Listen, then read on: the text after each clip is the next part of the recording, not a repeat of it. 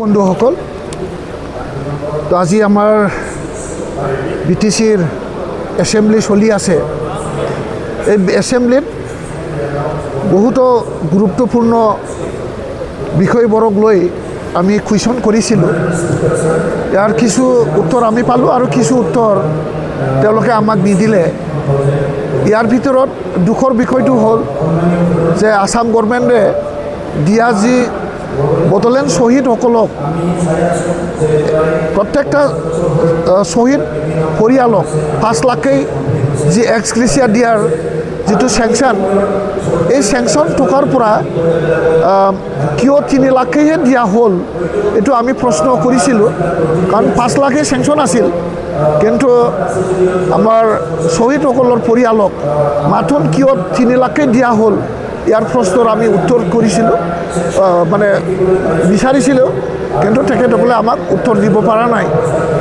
তাৰপিছত আমি স্কুল প্ৰভিন্সিয়েলাইজেশ্যন বা কলেজ প্ৰভিন্সিয়েলাইজেশ্যনৰ বিষয়ত আমি প্ৰশ্ন কৰিছিলোঁ যে ষ্টেট গভৰ্ণমেণ্টে প্ৰভিন্সিয়েলাইজ কৰিবৰ কাৰণে তেওঁলোকে বহুতো স্কুল কলেজৰ নাম পঠাইছে বুলি কৈছে। আমি সুধিছোঁ যে ষ্টেট গভৰ্ণমেণ্টে এক্সিষ্টিং যিটো এমেণ্ডেড যিটো প্ৰভিন্সিয়েলাইজেশ্যন এক্ট 2017, ইয়াৰ বাহিৰে যিবোৰ স্কুল কলেজবোৰ প্ৰভিন্সিয়েলাইজ কৰিব পৰা নাই এইটো আইনত, ইয়াৰ বাহিৰত থকা স্কুলবোৰক ষ্টেট গভৰ্ণমেণ্টে কেনেকৈ প্ৰভিন্সিয়েলাইজ কৰিব, ইয়াৰ আইন আমি এই 5টা বছৰত নিশ্চয় শিক্ষা বিভাগত আমি এটা আইন বনাব পাৰিলে হয়, আৰু আমি প্ৰভিন্সিয়েলাইজ নিজে কৰাৰ কাৰণে আমি আইন বনাব পাৰিলেহেঁতেন। কিন্তু তেখেতসকলে আজিলৈকে প্ৰভিন্সিয়েলাইজ ষ্টেট গভৰ্ণমেণ্টক দোহাই দি পেলাই আজি তেওঁলোকে মিছা কথা কৈ আছে। আৰু 10খন কলেজ যে প্ৰভিন্সিয়েলাইজ কৰা হ'ল, এই কলেজখন কোনটো আইনৰ অধীনত, কোনটো এক্টৰ আধাৰত, কোন ৰুলত এই প্ৰভিন্সিয়েলাইজ কৰা হ'ল, এইটো তেওঁলোকে উত্তৰ দিব পৰা নাই। আৰু আমি অলপ আগতে যে আমাৰ লেণ্ড ৰেভিনিউ ডিপাৰ্টমেণ্টত এটা আইন এটা মডিফিকেশ্যন কৰিছে।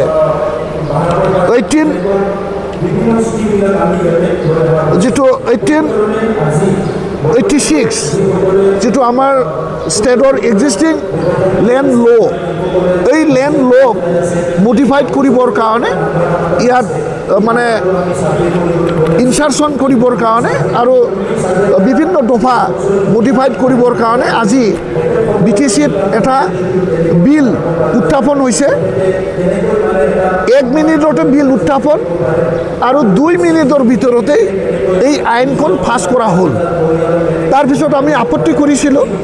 তো আপত্তি এইটোৰ কাৰণে কৰিছিলোঁ, যিটো এটা ক্ৰুচিয়েল এটা আইন, এটা লেণ্ড ল', এই লেণ্ড লটো 1 মিনিটত উত্থাপন আৰু 2 মিনিটৰ ভিতৰতে পাছ কৰা এইটো অসম্ভৱ।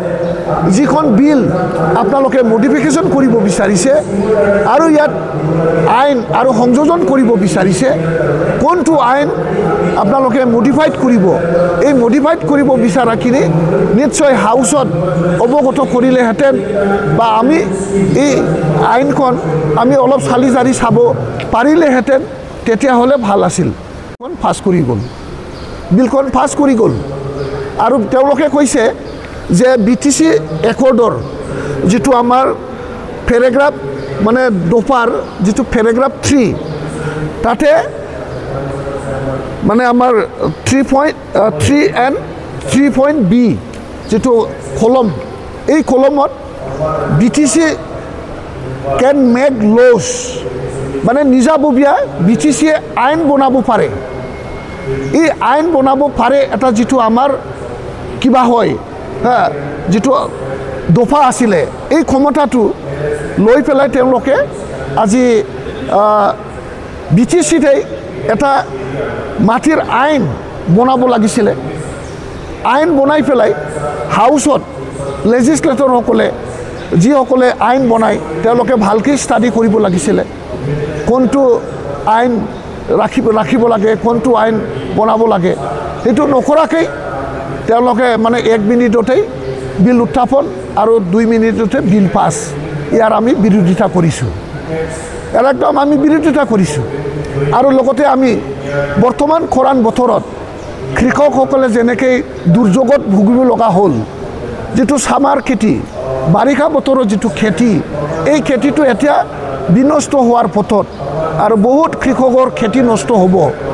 ইয়াৰ কাৰণে তেওঁলোকৰ অল্টাৰনেটিভ যিটো নেক্সট ছিজনত ছামাৰ যিটো মানে খেতি হ'ব, তাত ক্ষতি হোৱা মানে খেতিটো ক্ৰপছটো যাতে তেওঁলোকে ৰিকভাৰী কৰিব পাৰে, তাৰ কাৰণে আজি হাউচত মানে পুংখানুপুংখ আলোচনা কৰি পেলাই এটা মানে ব্যৱস্থা আজি আমি ল'ব লাগে বুলি আমি অধ্যক্ষক বাৰে বাৰে কোৱাৰ পিছতো ইয়াৰ ওপৰত কোনো আলোচনাই নহ'ল।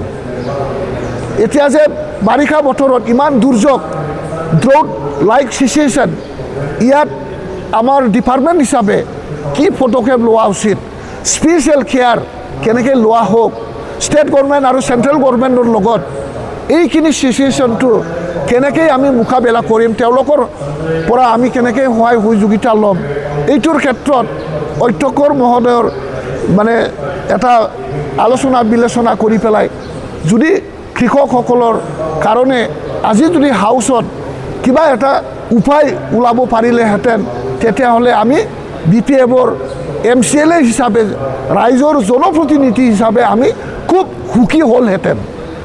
আজি এই এছেম্বলিত ৰাইজৰ দুখ বেদনা, ৰাইজৰ সুখ দুখৰ বিষয় লৈ আলোচনা কৰিব বিচাৰিলে তেওঁলোকে ৰাইজৰ সুখ দুখকেই চিন্তা কৰিব নোৱাৰে, ৰাইজৰ সুখ দুখৰ বিষয়ে আলোচনা কৰিবলৈ বিচাৰিলে তেওঁলোকে আলোচনাই নকৰে। ধন্যবাদ।